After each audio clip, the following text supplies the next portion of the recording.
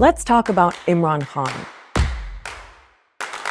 the former cricket star turned prime minister at the center of a political storm in Pakistan. आखिरी गेंद तक मैं मुकाबला करता हूं. He was kicked out of office last year, is now facing more than 100 legal cases, and was briefly arrested in May.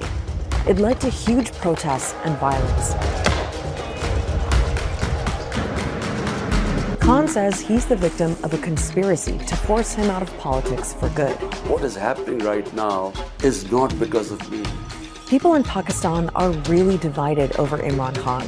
His supporters see him as the only hope for the country, Imran has basically become a prophet of change.